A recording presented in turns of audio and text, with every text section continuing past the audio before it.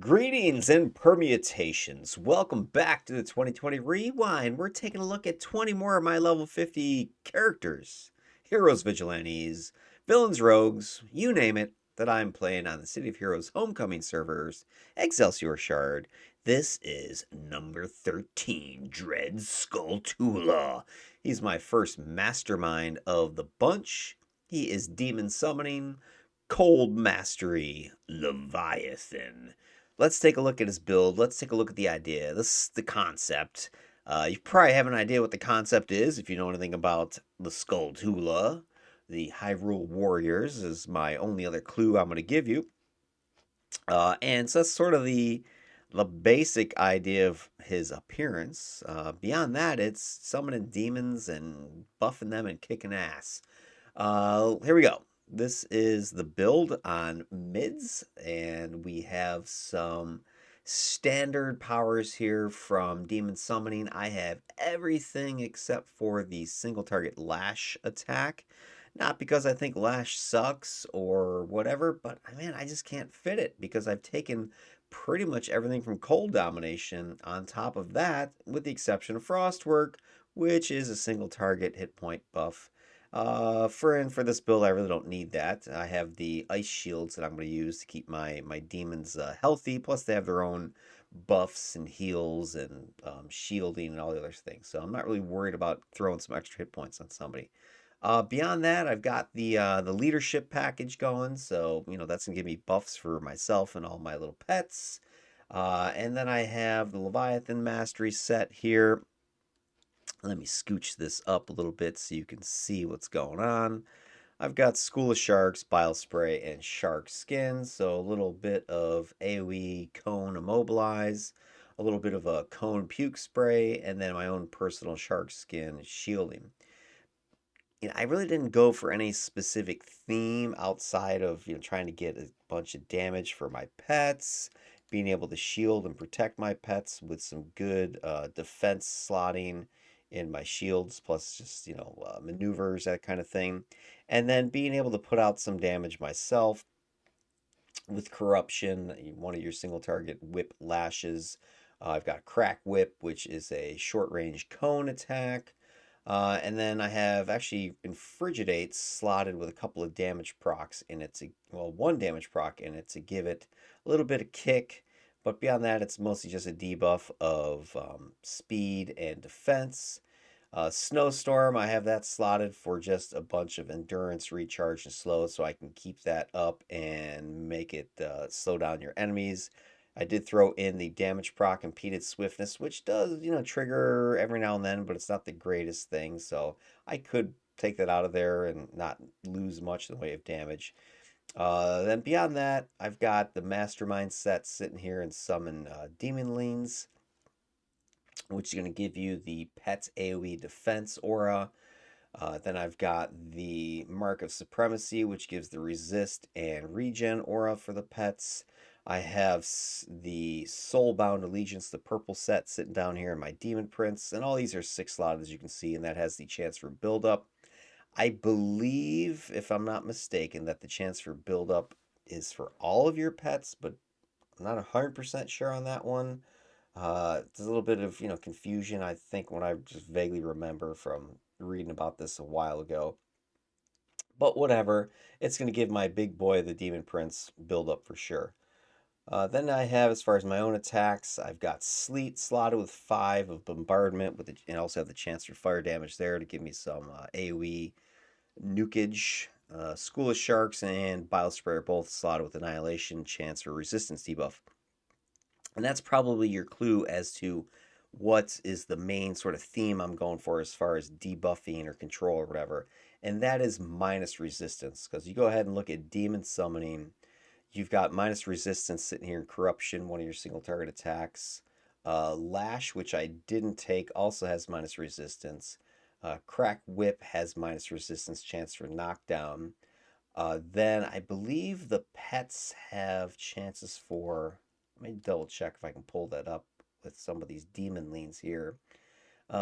Corruptions, yeah. So for instance, the Hellfire Demon Lean, it can do minus resistance. Let me pull the pop-ups up so you can see that for yourself. You don't think I'm making this up.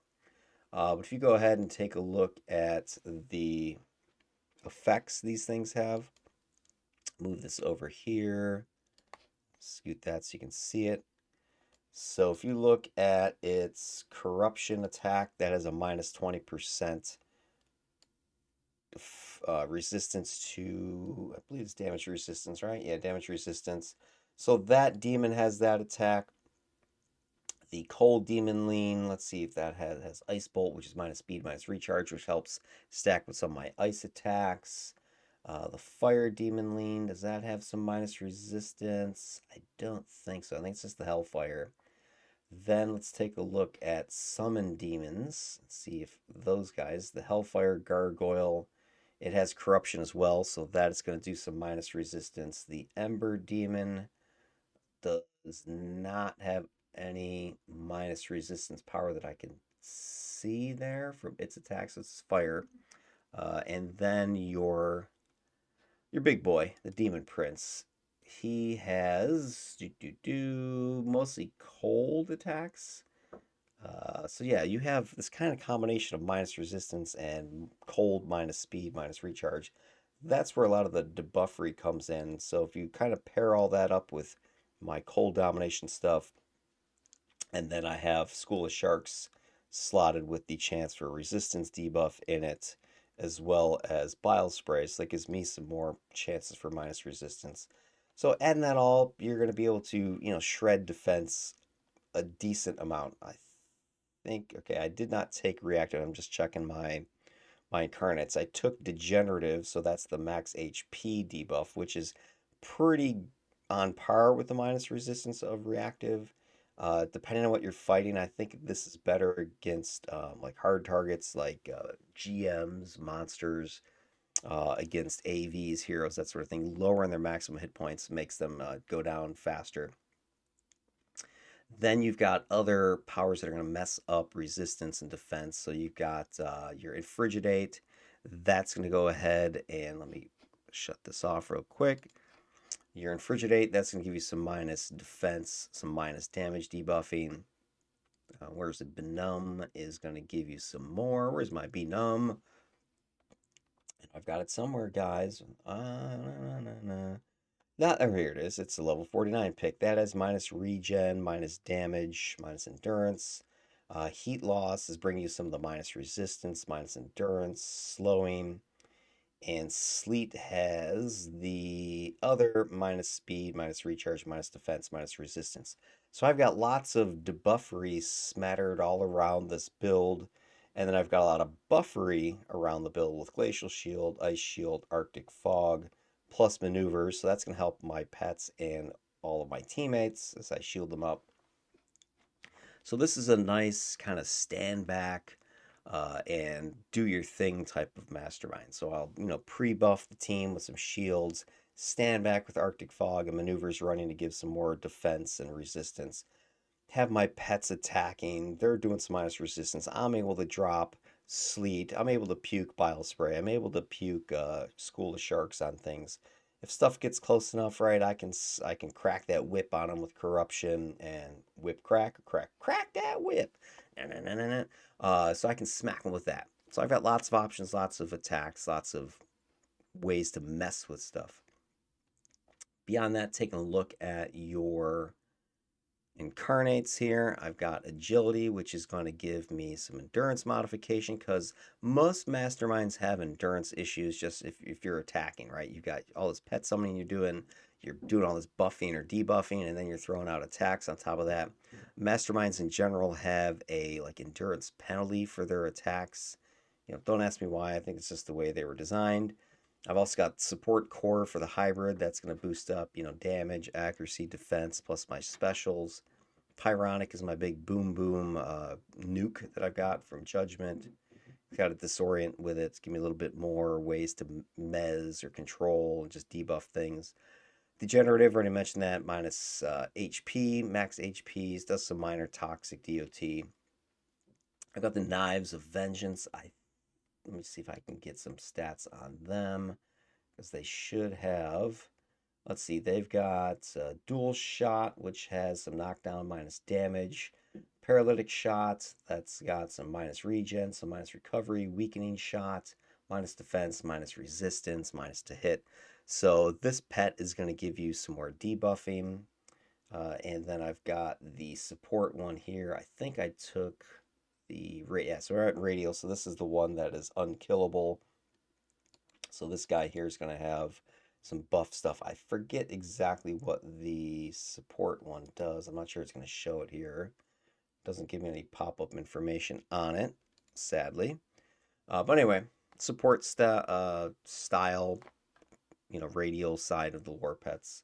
But it's mainly the boss is going to help me, dish out some damage. And then I've got rebirth, gives me some healing, gives me max HP. Because, I really have no way to help myself. That's one of the downsides of cold domination. It's more of a buff allies, debuff enemies. It doesn't do anything for yourself aside from heat loss. Can give you some recovery and endurance regaining. So I have to, have some method of healing, some method of survivability besides just the raw defense and resistance I'm running. So I've got the rebirth core in there, gives me a little heal, boosts up max HP. That's gonna also help my pets because I don't have any way to heal the pets. So if they start taking a bunch of damage, I don't have anything like a single target heal. I didn't take Frostworks, so rebirth is my choice there. So let's take a look at the total numbers so you can see what this all is going to add up to for me. Go to my totals, and this is just with my, let's see what I have. Hover is on, so I've got defense there. I've got Arctic Fog running, combat jumping, maneuvers is on, and so is Shark Skin. So I have all of those toggles. This is where I'm getting a bunch of these defenses, plus, of course, my stat bonuses from all of the sets that I have. So Smash, Lethal, a lot of these, typed defenses are in the low 20s. My positionals are again 20s. So across the board, I'm looking at about 20% defense. Then on the damage resistance side, I've got Smash Lethal up there, 50, 60%. Cold is 60%. So generally speaking, I have average okay personal defenses here. The pets are going to help me because I can go into bodyguard mode. They have a little bit of a heal that they shoot out. I forget which one of these pets. It's one of the demons has is it the Ember? Ember Shield is auto PBAOE ally plus resistance. So I can get some little Ember Shield buff from that. So let's see. And the Hellfire Gargoyle. I don't think that has a little puff. Anyway, some of these guys have little heals that they throw out. And I don't know exactly which ones have which because I'm no expert pro on what these mastermind pets do. I just I mean honestly, masterminds are not my favorite. They're probably of the things I play one of my least favorite just because they're just so busy. But as a mass, as a group, as a cluster, myself and these demons are going to be able to do some damage, have pretty high survivability, kick a little ass, take a bunch of names along the way. So back to the totals here. So overall, not so shabby. But when I go ahead and turn on my agility, that has some defense buffing in it. So I'll kick that on. You can see my numbers are all going to pop up another couple percent there, right? See my recovery is also boosting up there. My recharge, of course, is going to be nice. That's going to help me get sleep back more often. It's going to help me get heat loss back more often. Help me get benumb and frigidate. All those debuffs. I'm not really a blasty doing a bunch of damage. I'm just debuffing a bunch of crap and just letting it weaken it enough to let my demons take them to town. So that's what's going on with agility. The fly speed is also nice because I do have hover as my main in combat maneuverability that I'm using. So I'm hovering around the battlefield. Then I went ahead and took support core embodiment. This is going to boost me up some more defense when I activate that. This is going to kick me up, as you can see, about 12% in defenses. So I'm getting a lot more defense. My accuracy is also going to be improving. I'm boosting up my specials, so that's my various controls, but more so my buffs like endurance, draining, recovery. It's going to boost up any healing that I'm doing. It's going to boost up any of my debuffs. So let's see if we can kind of show the numbers on something to give you an idea. So if I have Infrigidate, let me hide this real quick. So if we take a look at the numbers on Infrigidate, pop this out again. All right, so Infrigidate is sitting here at, minus 18% defense. If I hit the support, you can see that the accuracy's going up. It's not boosting, apparently, according to this, the minus defense. Let me check out these numbers if they show any changes. Well, I could have sworn that the special would apply here. Let me check. Let me see if it affects maneuvers at all. Boop. It's not showing the individual stuff here. It's plus special. I guess it ain't so special. What else? What about heat loss? Is it going to show me the numbers there? Yeah, I don't know if it's just not, mids doesn't show everything. So anyway, it's showing it affecting my endurance cost, which is interesting. I'm not sure why it's showing that particular value being changed. My support. Oh, you know why? Because support has a built-in endurance reduction. That's the other reason I took it. It's a good set, I think, or a good incarnate pick for your pet sets, masterminds, because it gives this damage and it gives this accuracy, defense, special boosting to everything. But I'm just looking at here. It's not showing its effects individually in anything, which is kind of silly, but it should be boosting all of these, specials. Then what else we got? We've got back to the totals here. We got the degenerative. Already told you about that. That's gonna help me bring down enemies faster, especially the hard, target ones like +4 bosses, AVs, you name it, elite bosses. Then the rebirth is gonna appear just as, let's see, does it show anything specific where it's gonna boost anything? It doesn't improve your regen because it's just a heal plus your max HP. So you have to look at that separate window for its exact bonus or boost to you. But anyway, the overall idea, I have a bunch of debuffery, a bunch of especially resistance, slowing, starting to neuter those targets, weakening them in every possible aspect. Then I'm buffing my own self, my own team, given these defenses, getting these defenses up into the 30s, combined with my resistances, combined with what the pets are able to contribute, combined with bodyguard, combined with rebirth, you get the idea. I'm going to be hard to kill. At least that's the idea. And it's just this layered approach that I use with a lot of my builds. I don't ever, for the most part, just target a single thing. I'm not like, oh, I gotta cap all my, positional defenses, or I need to cap all my damage or whatever.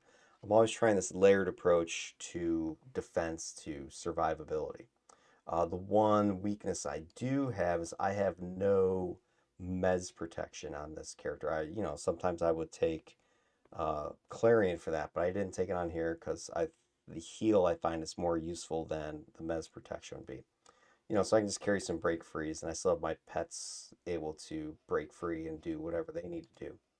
All right, so other than that, I think I hit most of the stuff because I've talked about cold domination before in some of my older videos. I ran one or two of these back with the 50/50 showcase that I did last year. So there's really nothing special to talk about here. As you can see, I have mostly Luck of the Gambler slotted. My overall recharge is pretty good. I've got, close to 70% on this. So that's going to help me get those powers back, like heat loss. Like I mentioned, the recharge on heat loss is looking like 120 seconds. So I'm down from 360 to 120. So I've, cut that in more than half. 120 seconds, that's 2 minutes.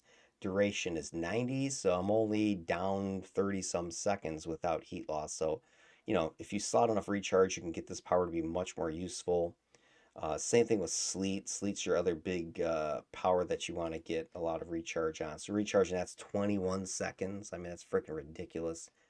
That's with all my incarnate stuff, but that's 21 seconds. Duration is 15, so that's pretty much only down 5 seconds. So I'm gonna be constantly raining death. It's a very high consumption build though. That's the downfall of it. Let me see. My end drain is 179. Scoot my melon out of the way, and recovery's 3-3. So that's not even the 2-to-1 that I always shoot for. So I'm going to run out of endurance, but I have the heat loss to compensate. So I'm not too nervous about it. And I got a bunch of pets doing some things. So I think that's kind of the overall idea here. Being able to dish out some damage. Oh, I have another resistance proc sitting here in Crack Whip. I forgot to mention that as well. Debuffing, damaging, rolling mass of shrouded demons from hell, just killing stuff. That's the idea. That's the plan. Tune in to the solo run, which I'm going to do next, my next video, to see how it works, to see if I'm just making crap up or if this is all true. And then I'll run some team stuff to show how the build operates with pugs and just randos that you collect off the server. All right. Hopefully some useful information here in the build. If you have any questions, of course, let me know. And then make sure to tune in for that next video.